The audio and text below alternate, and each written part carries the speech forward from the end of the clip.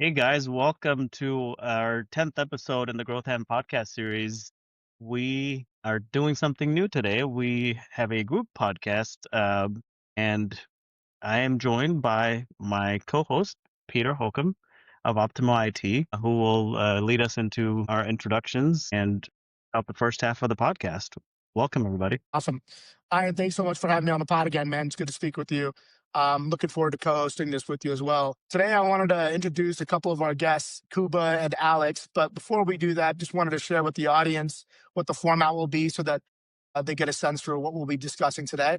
So the first half of the podcast, we'll be talking about tech and security, and then letting the guests know or sharing with the guests about what their company does. And in the second half, we'll have Ian discuss the growth strategies and industry trends as well. So without further ado, Alex, Kuba, welcome to the podcast. I'd like to just ask if you guys could give us some brief intros about who you guys are, and then just share a company background for our audience here. Absolutely. Great to be here. Thank you guys for having us on. Alex Belatsky, CEO of and co-founder of TestSavant.ai. I've been in the quality assurance, software quality assurance and automation industry for now over 20 some years, so almost like 25 years, working at large enterprises, startups, and now offering assurance and security and compliance of Agentic AI.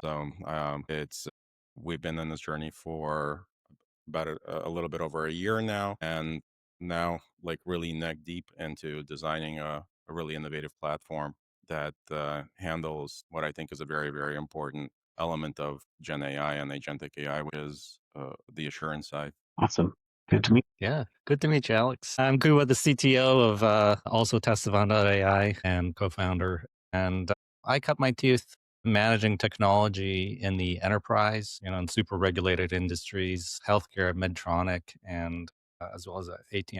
And, those places, I was fortunate enough to work with some pretty high caliber people. And that's really where I built my network of other CTOs and all my employees from there. And then eventually I went into startups and I met Alex on a sailboat. And when all of this AI started hitting, um, uh, we're both in the right place to form a company and really tackle the problems that we're seeing now. Yeah, I'm glad you brought up the point, Kuba, about tackling this problem. So, I mean, I guess, I would ask the first question of, why is this problem so interesting to tackle for you guys, given your background? What made you want to start a company specifically focused on individuals and businesses, making sure that their products and AI systems are going to have the level of assurance that businesses need to see so they can go to market and secure their products? I'll let either one of you guys take that.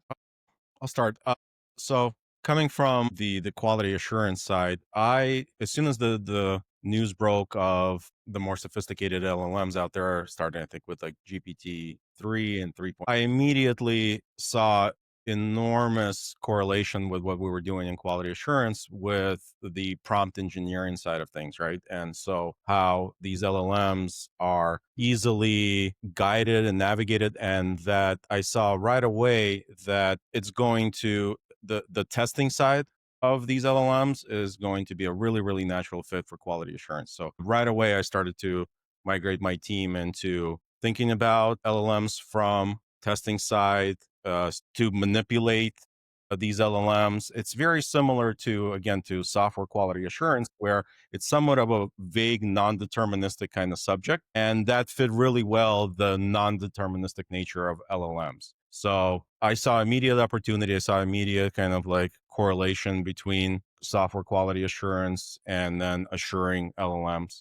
We started to develop applications for like on the consulting side for clients. And right away, the more sophisticated the application or the workflow that was needed by the clients, it required a lot of focus on drift hallucination by these LLMs. They were very capable and could do quite a lot, but easily manipulated, easily driftable, and the hallucinations were rampant at the time. It was very difficult for them to start to actually um, develop applications or deploy applications that dealt with finance, with money, with some higher risk workflows, and that just basically was kind of like a big aha moment for me, where we needed a way to assure companies that are deploying and innovating in that field. We needed to assure them that the testing, the security, and all of that is like linked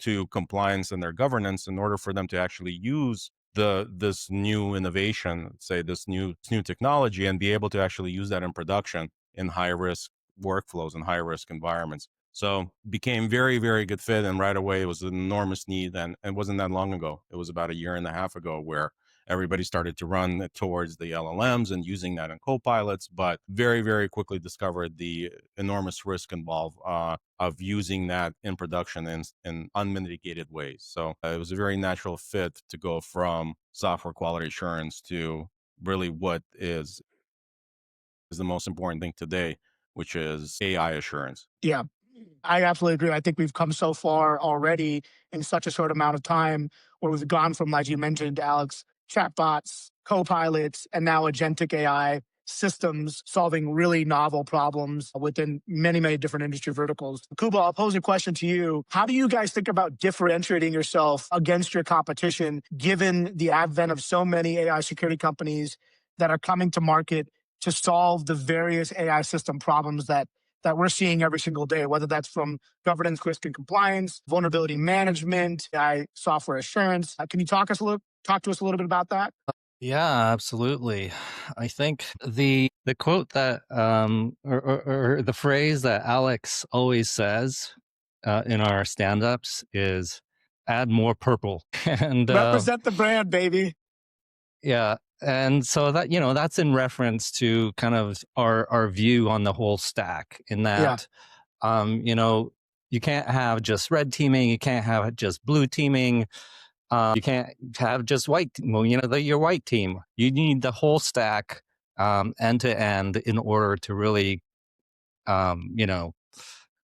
assure that your thing is doing what it's supposed to according to the policies that were laid out or are required, and that it's continuously updating. And so that's kind of the design of our entire system, in that all of the each team component of the system feeds into the next. So whereas some companies are just red team companies, there may be specialists at that, and but at the end of it, you just get a report, and what are you supposed to do with that, right? Yeah. So we've seen companies try to merge with other companies and try to, integrate that after the fact, but that doesn't work very well, in my opinion. You really kind of need that whole holistic view of the entire cycle. Yeah, I think that's really well said, Kuba, because shameless plug here, but I work with the TestSavant guys as their fractional CISO, and just really love working with these guys. The software that they're building right now is super unique with regard to having that end-to-end full accountability approach, where they're doing the red teaming, they're doing the blue teaming, and then they're layering on the AI security governance that's needed to ensure the full assurance path is there, from not only a quality assurance perspective, but from a regulation perspective as well, so that the clients that they're working with can feel assured that they're getting the full comprehensive protection that they need. So yeah, it's been a great journey building with these guys and developing this thing with them. Alex, maybe a question for you, man. Given the advancement in this space, what do you guys see as the future of agentic security now that this is becoming more of a thing? I think a lot of people thought 2025 was going to be the year of the agentic AI systems, but I'd argue that next year, 2026, is really going to be the year where this thing really takes off, and we go from, Boolean statement, workflow automations to full adaptable autonomous agentic AI. Would you agree with that? 100%, yeah. And that autonomy right now comes with a whole lot of risk. And so we foresaw that coming. When we were building the foundation of the platform, we could see that what was going on in the market was basically kind of spray and pray red team testing, just generic prompts, generic prompt injections, not business specific or application specific focused testing. Then the guardrails themselves were static, somewhat set and forget, which absolutely could easily be demolished very, very quickly, especially when you now apply agentic systems to attack the guardrails themselves. So that was inefficient. And the need for an autonomous system that still has human in the loop, but is very, very rapidly adaptive to the specific kind of very rapidly adaptive to the actual situations and the usage of the applications. And so in 2026, we're going to see a whole lot more transition from co-pilot type of systems to bespoke workflows where the agents are now interacting and dealing with more high risk systems and participating in more high risk workflows. And there's going to be more micro agents as opposed to what now is, kind of like there'll be an agent or two doing some things. Maybe there'll be a manager agent. In 26, I can see workflows and agentic workflows having dozens and dozens of different kind of agents doing somewhat micro tasks, relying on very specific tools and using as the back or kind of as the brain of the agent, a micro LLM, a highly tuned and configured, and maybe not even LLM, but basically LLMs are still here for a while. So what you're going to have is you're going to have a workflow with dozens of different agents, very specialized agents that are themselves constantly adjusting and retraining the LLM and have access to somewhat very diverse set of tools. And the testing, the guardrailing, and the compliance side of it is going to have to be very, very rapidly adaptable to each of those specific agents, trying to cover the entire workflow. Now, it's an environment that is going to create a lot of possibilities for attack. And this is why static tests, static guardrails are just not going to be sufficient. Yeah. Every agent, every tool that is being used, it adds an additional layer for attacks. So there's already, the attack surface is already quite large, but for each agent that you add to the workflow, for each tool that you give it access to, it adds more and more to that attack surface. And so the testing and the security side of it has to be just as adaptive, even more so. So it's going to be like, AI versus AI and the wars of AI. The agentic wars will be in full effect in 2026.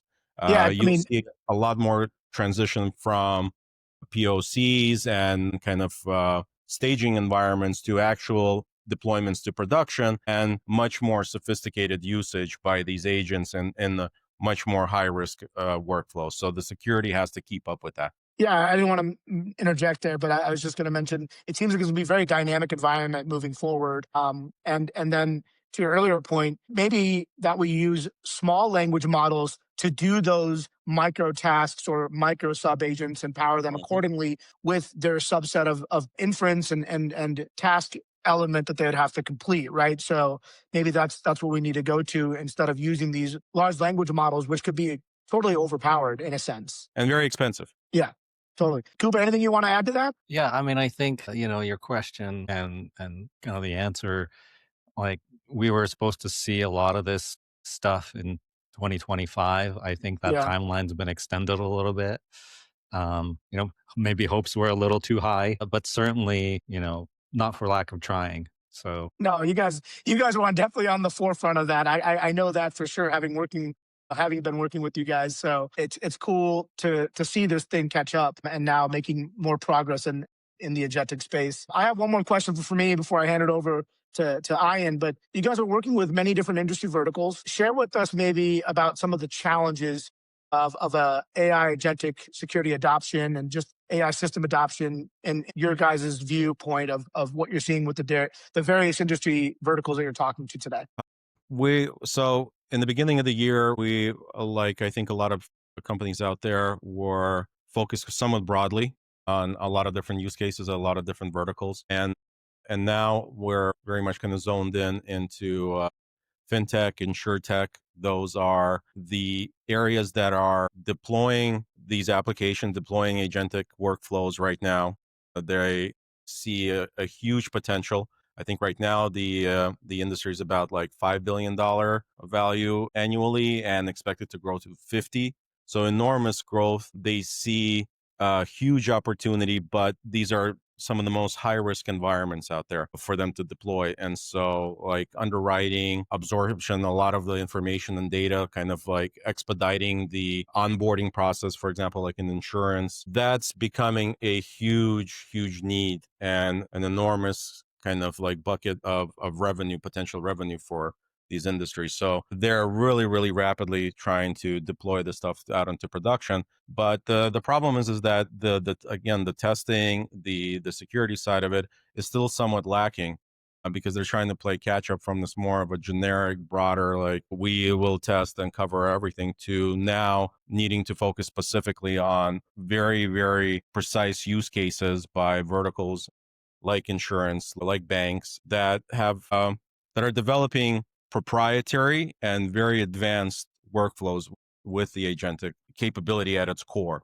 And so they want to deploy really quickly and they need that assurance stack that does not bite them kind of in the butt when somebody hacks through or is able to exfiltrate a whole lot of proprietary information, customer information.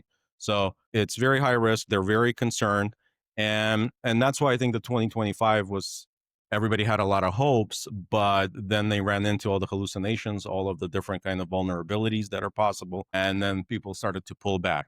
So the verticals that right now are the most active is, I'd say, in fintech, insurance, entertainment as well. There's a lot of brand security or security around brand that is very important. And of course, anybody that deals with personal identifiable information, healthcare. Healthcare is probably going to be the most reluctant because again, there's a lot of compliance hoops that they're going to have to jump through, and they're always typically kind of like the slowest to do anything. But the ones that are you're going to see a whole lot of innovation in this upcoming year, I'd say, is definitely around in finance and insurance, and that's a big focus for us right now. Yeah, I mean, I think that's a great focus too, just given the sensitive information these companies or those verticals work with on a daily basis. So great ideal customer profile for the TestSavant team for sure. Ian, I'll let you take it here from I think you're on mute, Ian. Oh, there you go. So yeah, I was just thanks, Peter. I've just been taking in all that information that you guys have been sharing, and it kind of helps me with filling in some of the answers for the next questions. So you touched briefly upon industry trends, right? How do you see these industry trends impacting your business at the stage you guys are currently? Kuba, you want to start off while I think about it? I mean, I think so. Kind of the slowness, like there's a trend. The trend is the non-trend of the slowness of adoption, right? Yeah. And I think a lot of that is certainly people being risk averse, and not knowing the risks. And if you peel back the onion, it's really kind of an education problem. And so we still have to like disambiguate red teaming from AI red teaming, what evaluations mean, guardrails. It's kind of a weird word. And so there's a really big educational component. The other thing is just the lack of expertise in building the product and then on top of that, securing it. So I think, we try to help with the security lift, with our automated systems that reduce your potential need for AI security staffing. But yeah, so like the adoption is kind of halted because of these kind of big headwinds of education and skill. And I'll add some color to that also. So you're going to see in our industry and specifically, the say the purple teaming, which is this automated red teaming, and then feeding the results of the testing into the guardrails and all mapped to compliance. That's going to be an important differentiation for us as Google, AWS, OpenAI. So they keep coming up with their own products and their own kind of like security features within their agentic workflows.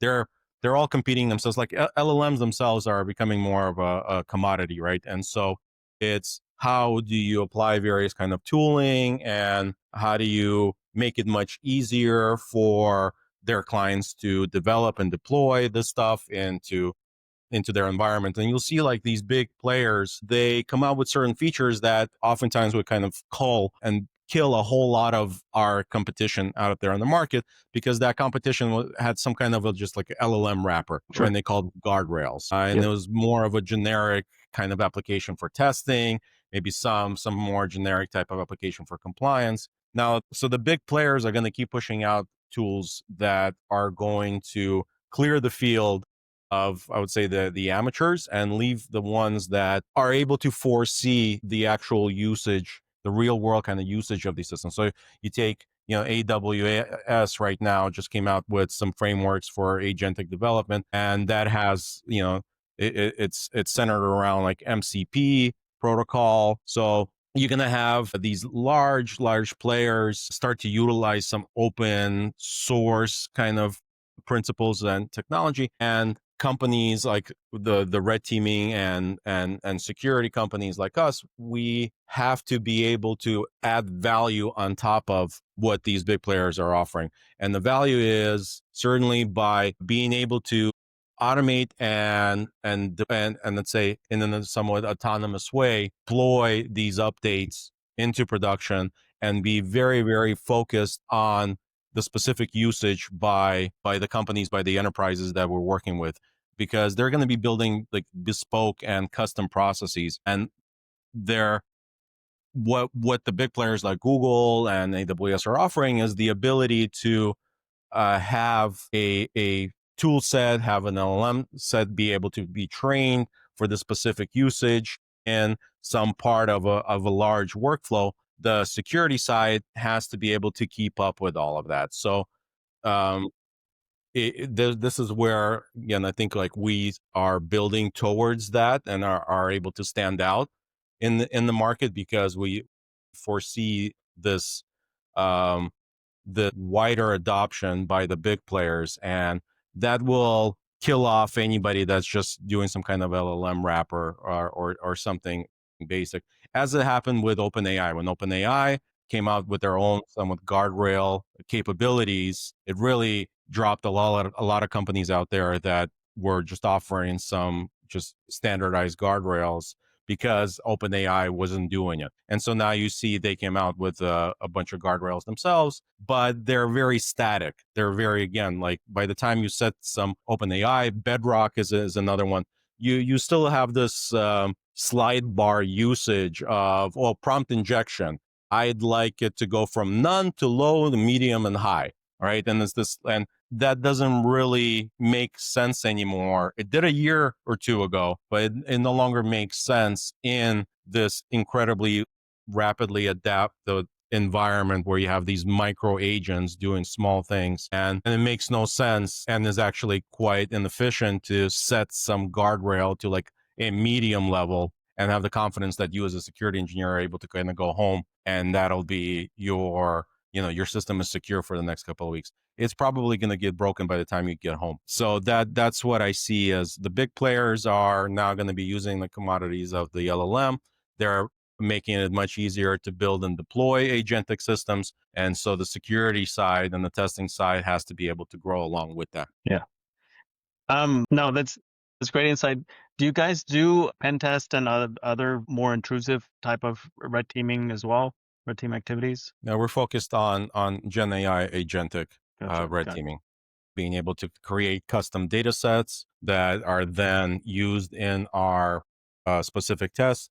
The system itself adjusts on its own based on the areas that we're discovering vulnerabilities, so that the compute time and the cost, which is something that's important to understand, is that this all costs money. So you can't just like, they say fully automated, continuous red teaming. Yeah, that's great, but that costs money. So if you have a never-ending piggy bank, that's fine. You can use like the large LLM GPT-5 to evaluate the telemetry of your tests, but that's incredibly inefficient. And so you need a system that not only adapts to the usage, that is the concerns and the risks of the actual application and the business itself, but also does it in a very cost-effective way. So once you start to see statistically that certain attacks are working in certain areas, the system has to adjust itself and Sure. move towards discovery of additional type of vulnerabilities in that area.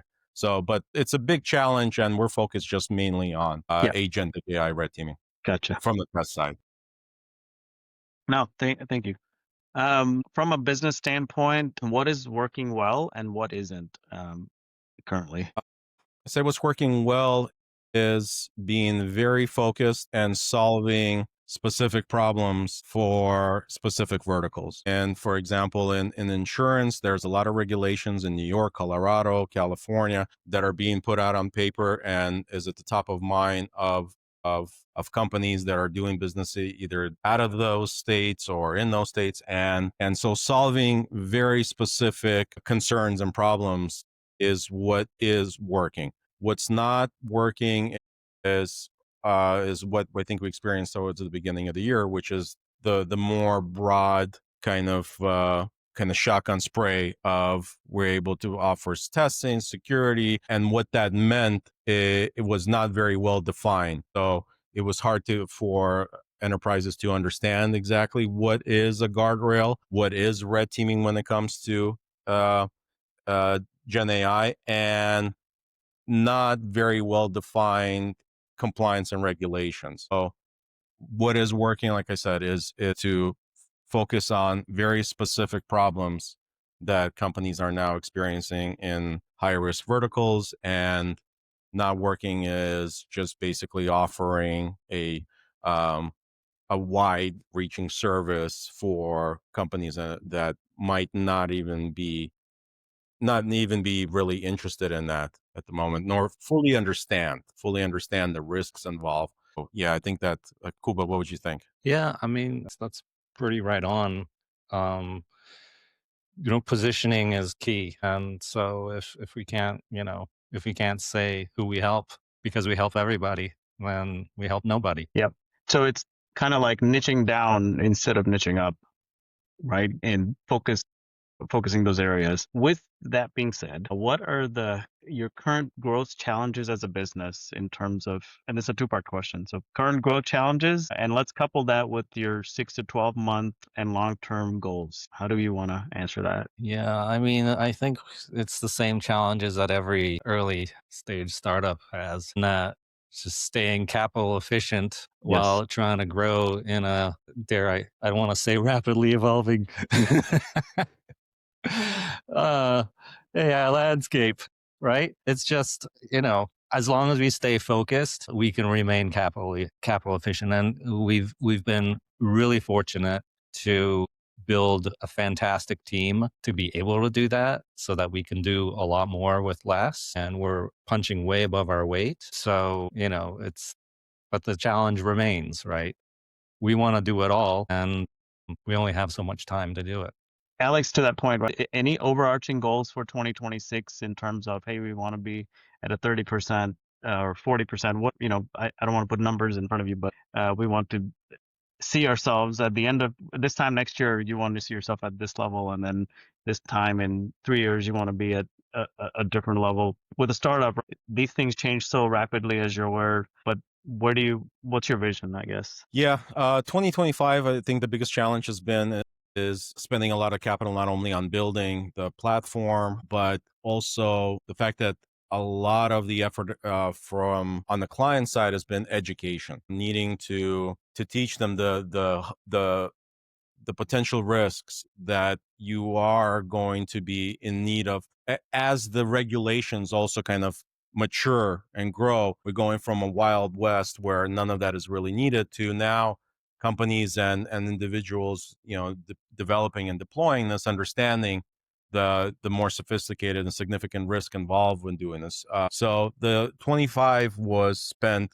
Again, we had to put in a lot of effort to just educate. So 26, this upcoming years, for us is going to be the now, again, with a much more focused attack on specific verticals. 25 is going to be goal to acquire as many flagship accounts as we can, to use that as kind of a broader use case of this is how it's done. And I'd say our overall goal is to get significant funding, be able to cover a whole lot more use cases, and be able to cover a much more create a much bigger research and development effort, because of not only do we have to educate the market, we have to constantly be ahead of all of the possibilities of like all the innovation when it comes to testing, when it comes to securing the systems. And that's why now the overall theme is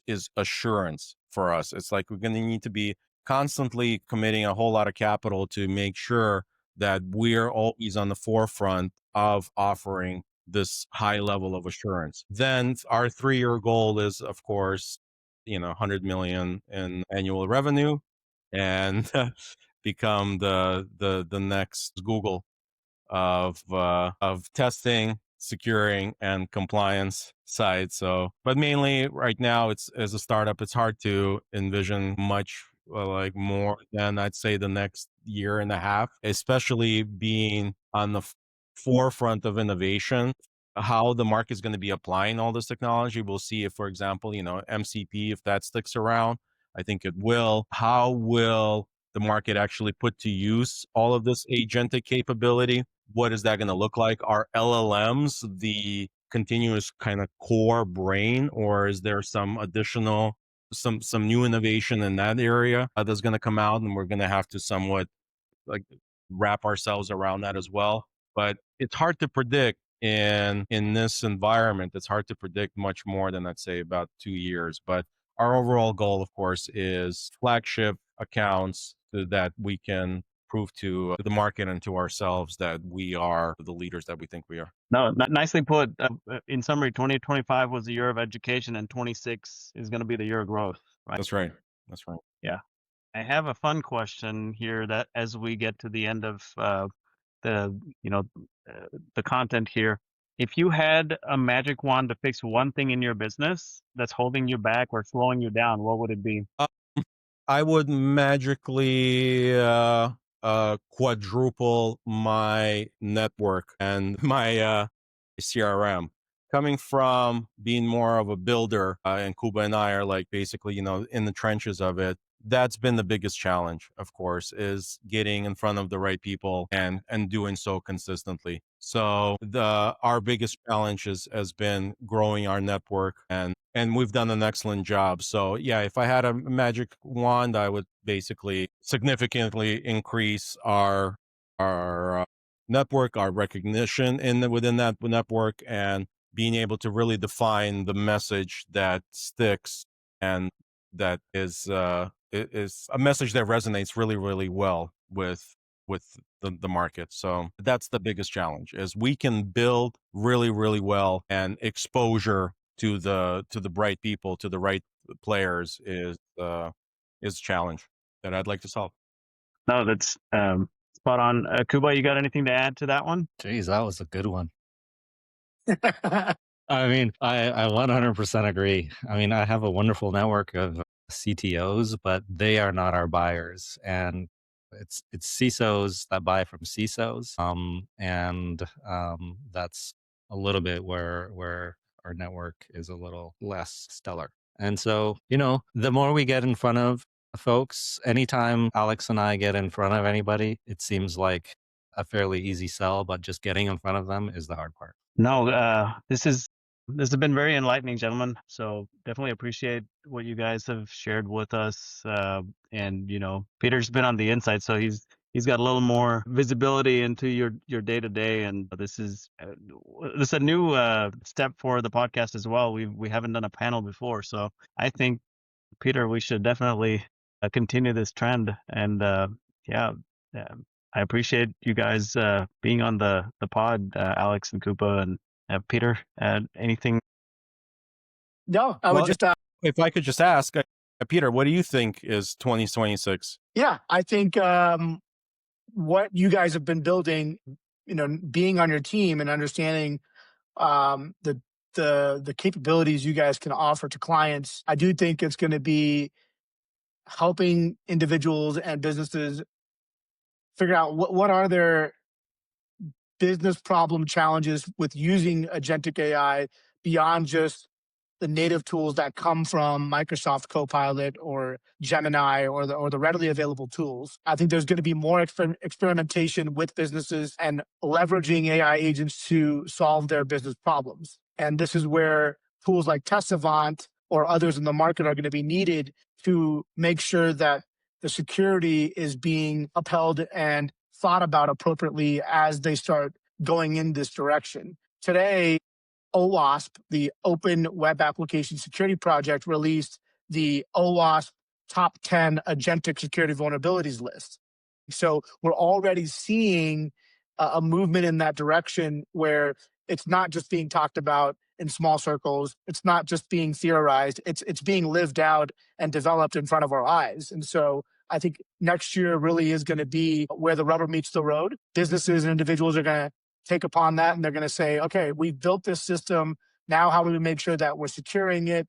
We're following best practices related to compliance. And then we understand what we need to do so that we can provide the assurance, whether that's getting ISO certified or NIST certified or whatever the certification is, to ensure there's trust on all ends, right? So I think the other thing that we'll probably see, and we've talked about this, Alex and Kuba, is that there is going to have to be some sort of trust layer or, compliance or policy layer that gets embedded into these workflows as we continue to develop these AI systems. So, I'm happy to hear what you guys think as well to continue this conversation with regard to just what I mentioned. But that's sort of where I see this taking off, is that this is not just theory anymore. This is there's going to be full applicability to what's going on. And you sort of alluded to it earlier, Alex, where Amazon is releasing their Strands SDK framework to develop agents. OpenAI has released their SDK. Google has released their SDK. I mean, it's all coming to market right in front of our eyes, right? And I'm sure there's going to be an exorbitant amount of change next year that we're going to have to keep up with. I appreciate that we got the invite to the podcast and that we didn't sour you on panels. And it sounds like there's a lot more to talk about. So I hope we'll get an invite back. Absolutely. Yeah. Peter hit it on the head as well. Like we've got so much to talk about. We've got lots that we can, collaborate on. Absolutely. Would love to. And thank you very much. Thank you for having us on. No, my pleasure. Yeah, great having you guys on, guys. Thank you for coming on the pod. Looking forward to speaking with you guys again. Thank you, guys.